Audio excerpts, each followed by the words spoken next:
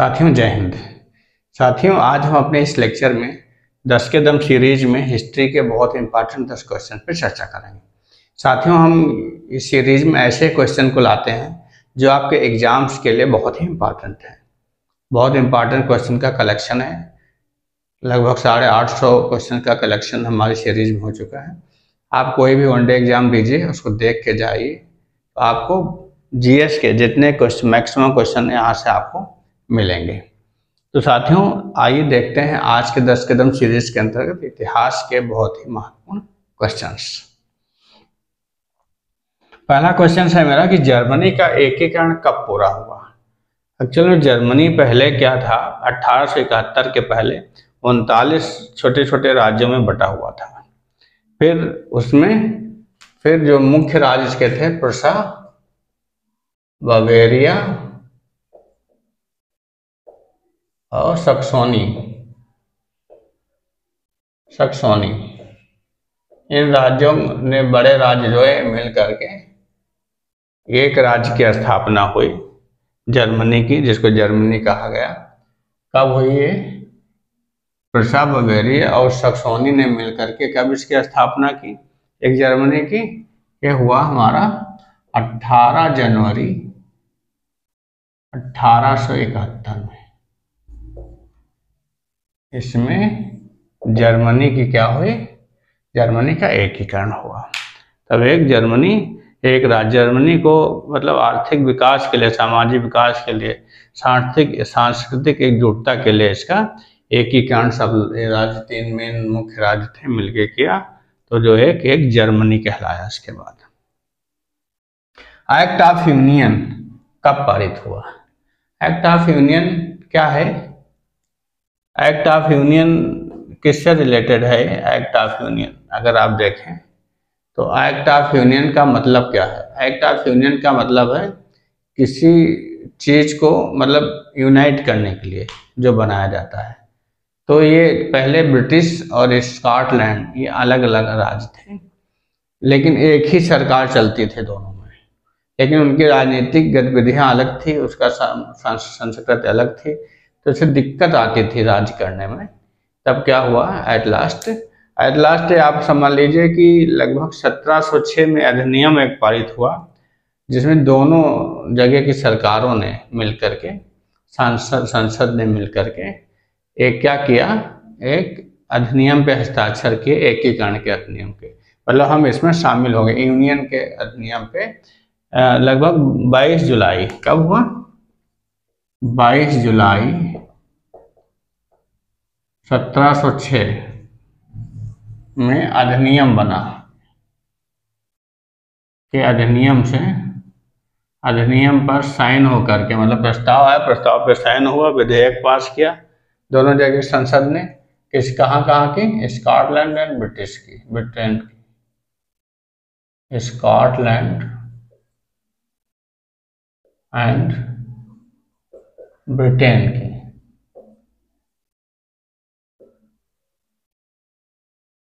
England जिसको आप बोलते हैं, इंग्लैंड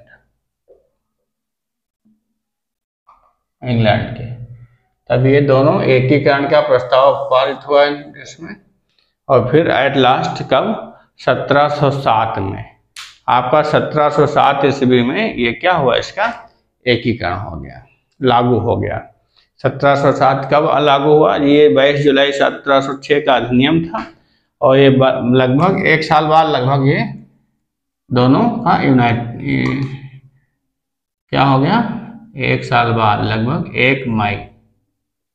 1 मई 1707 में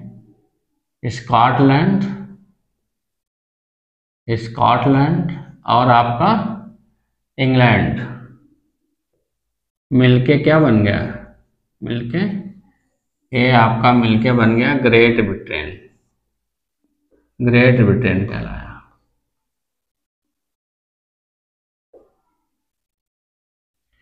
इसी को एक्ट ऑफ यूनियन कहा जाता है। इसको 22 जुलाई 1706 में जो बना, वो अधिनियम द्वारा इसका एकीकरण जो हुआ स्कॉटलैंड और इंग्लैंड का, जिसके कारण ग्रेट ब्रिटेन बना। ग्रेट ब्रिटेन कहलाया इन दोनों राज्यों को मिला के। इसी जिसके द्वारा इसका ये एकीकरण हुआ, इसे ही एक्ट ऑफ यूनियन कहा जाता है। एक्ट ऑफ यूनियन के नाम से फेमस हुआ। अगला है कि बोल्शेविक क्रांति कब हुई, बहुत इंपॉर्टेंट है। रूस, इसको रूसी क्रांति भी कहते हैं। इसका दूसरा नाम क्या है? रूसी क्रांति। रूसी क्रांति। तो निकोलस जार की तानाशाही और दंडता और उससे परेशान होकर, शोषण से परेशान होकर के वहां की जनता ने विद्रोह कर दिया। जनता ने वहां की विद्रोह कर दिया, तो एक क्रांति हुई। तो ये दो बार, पहली क्रांति मार्च 1917 में हुई, दूसरी अक्टूबर 1917 में हुई। दो क्रांति को ही क्या कहा जाता है? बोल्शेविक क्रांति कहा जाता है। बोल्शेविक का क्या मतलब होता है? बोल्शेविक होता है मतलब योद्धा से मतलब है, सेना के योद्धा से मतलब है। रूसी भाषा में इसे महान योद्धा के या जो वहाँ के सैनिक होते हैं उसकी संज्ञा दी जाती है।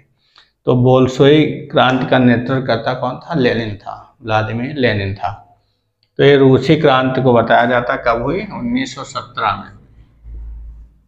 1917 में निकोलस जार के शासन से त्रस्त होकर के जनता ने विद्रोह कर दिया। तो एक पहला चरण में इसका मार्च 1917 में, दूसरा अक्टूबर 1917 में ये क्रांति हुई, जिसके कारण बाद में रूसी सत्ता परिवर्तन हुआ। लेनिन के नेतृत्व में सरकार बनी बोल्शेविक पार्टी की, और फिर उसमें रूस का विकास संभव हो सका। अप्रैल थीसिस किसने तैयार की? तो व्लादिमीर लेनिन ने ही तैयार की थी। व्लादिमीर लेनिन, व्लादिमीर लेनिन ने। ये कब? क्योंकि ये स्विट्जरलैंड में निर्वासित था, इसको निर्वासित कर दिया गया था। इसको निकोलस सरकार ने इसको निर्वासित कर दिया देश से, स्विट्जरलैंड चला गया था, स्विट्जरलैंड। और स्विट्जरलैंड से ये लौट के आया, कब आया? अप्रैल, निर्वासन इसका जब खत्म हुआ अप्रैल 1917 में जब आया है लौट करके, उसी में पहली क्रांति हुई थी रूस की। तब इसने थीसिस 10 बिंदुओं पे मतलब घोषणा पत्र टाइप तैयार किया। जब कहाँ? स्विट्जरलैंड से कहाँ आया था? पेट्रागोद में, रूस में, पेट्रागोद में वापस आया था।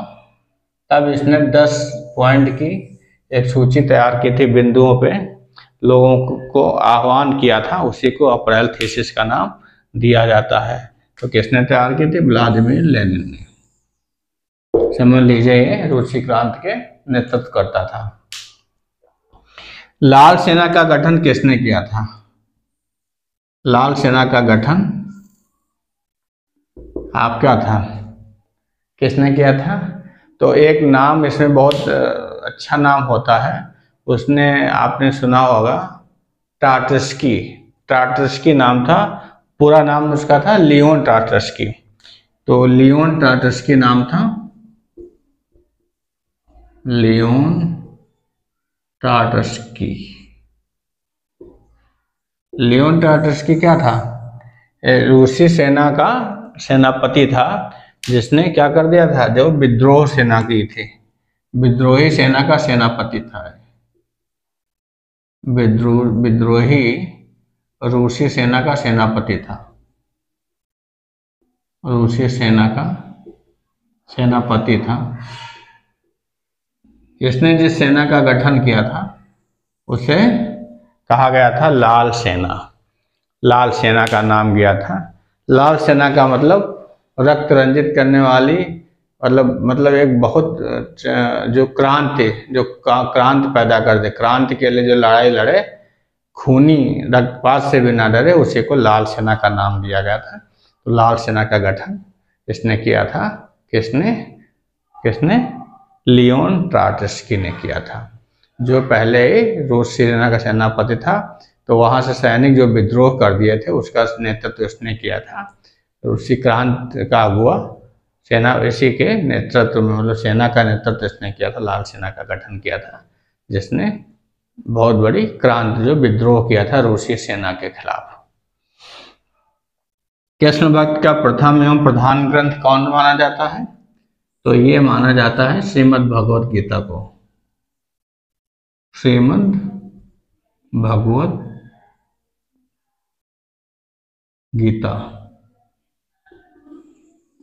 श्रीमद् भागवत गीता या श्रीमद् भागवत को ही समझ लो, ये माना जाता है कृष्ण भक्त का प्रथम एवं प्रधान ग्रंथ, जिसमें श्री कृष्ण के उपदेशों का इसमें वर्णन है पूरी तरीके से, इनके दिए गए विचार हैं और इनके सभी संवादों का उल्लेख है। तो इससे श्रीमद् भागवत गीता को ही कृष्ण भक्ति का प्रथम एवं प्रधान ग्रंथ माना जाता है। ऋग्वेद में संपत्ति का प्रमुख रूप क्या है? तो ऋग्वेद में पहले क्या था? गो प्रधान होता था, पूरी व्यवस्था गाय के इर्द गिर्द घूमती थी। आप देख रहे थे कि गाय के लिए द्रोणाचार्य ने क्या किया था? विराट का पांडवों से युद्ध करा दिया था। करा दिया था कि नहीं? किस राजा के साथ युद्ध कराया था? तो पांडवों के साथ क्या करा दिया था? युद्ध करा दिया था। तो बहुत मतलब गाय के पीछे बहुत लड़ाई हो जाती थी। गाय के पीछे पूरी लड़ाइयाँ पहले गाय के पीछे होती। तो गोधन संपत्ति का प्रमुख रूप क्या था? गोधन था। गाय से प्राप्त धन, उसमें क्या आता था? इसमें दूध आता था आपका, और गौमूत्र आता था आपका। दूध और गौमूत्र। गौमूत्र का सेवन पहले बहुत करते थे लोग, अब तो लोग घृणा पूर्वक मानते हैं, लेकिन अभी पवित्र माना जाता है। इसमें इतना मतलब किसी भी रोग को नष्ट करने की इसमें क्षमता होती है। अगर कहते हैं कि निर्जला रूप में आप ले लीजिए, जब कुछ बिना खाए पिए, इसको निन्ने जिसको बोलते हैं, बिना कुछ खाए पिए सुबह उठ के अगर इसको ले लीजिए, अगर आप गौमूत्र को, बदबू करेगा, झार आएगी, लेकिन आप ऐसे बांध के पी जाइएगा तो आपके पेट की विकृतियां, जितने शरीर के टॉक्सिन हैं, कुछ नहीं रहेगा। तो बहुत लाभदायक दृश्य, जो अर्क भी कहते हैं इसको, और इसे गोधन भी कहते हैं। तो दूध और जो गाय के मूत्र, गौमूत्र होता था, ये संपत्ति का प्रमुख आधार था आपका, प्रमुख रूप था गोधन वैदिक काल में आपके। ऋग्वेद में जिसका वर्णन है। धर्मशास्त्रों में भू राजस्व की दर क्या मानी गई है? 1/6। ये माना गया है कि राजा का कर्तव्य है कि प्रजा का पालन करे और उसकी उपज का 1/6 भाग वृत्ति के रूप में खर्च कर सकता है, उसको ले सकता है, उसका लालन पालन पोषण, उसका ध्यान रखने की वजह में ये धर्मशास्त्रों में दिया गया है। पाल ग्रंथों में गांव के मुखिया को क्या कहते थे? ग्राम भोजक कहते थे। ग्राम भोजक कहते थे। पाल ग्रंथों में गांव के मुखिया को ग्राम भोजक कहते थे, जिसको बाद में सरपंच भी कहा गया है। जिसको जमींदार लोग क्या करते थे, उसको जगह जगह टैक्स वसूलने तो जा नहीं सकते, तो हर गांव में एक मुखिया नियुक्त कर देते थे, जो जमींदार की जमीन भी देखता था और यहाँ तक कि टैक्स भी लेता था किसानों से। तो इसे हम ग्राम भोजक कहा जाता था। इसके पास गांव में सबसे ज्यादा गांव में जमीन इसी के पास होती थी। भारत में सबसे पहले प्रिंटिंग प्रेस की स्थापना किसने की? तो ये पुर्तगालियों ने की। किसने? पुर्तगालियों ने की।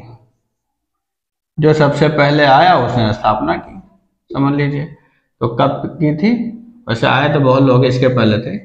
30 अप्रैल 1556 में, 56 ईस्वी में गोवा में स्थापना की गई इसकी।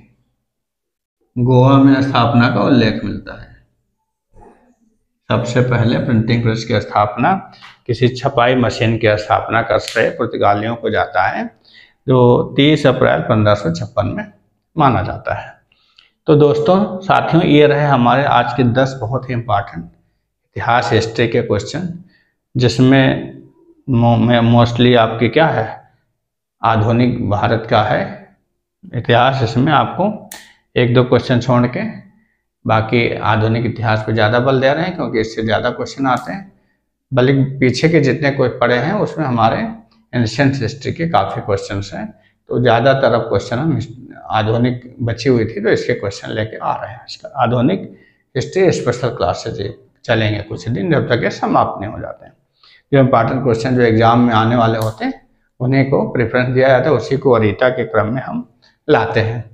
तो साथियों, ये आपको अगर अच्छा लगे हो, मेरे कैलिबर अड्डा को विजिट करिए, प्लेलिस्ट देखिए, बहुत से क्वेश्चन का कलेक्शन है, हर टाइप के हर सब्जेक्ट के विषय मिलेंगे आपको। आपका कैलिबर इन्हेंस होगा, इसलिए कैलिबर अड्डा का प्रमुख उद्देश्य यही है।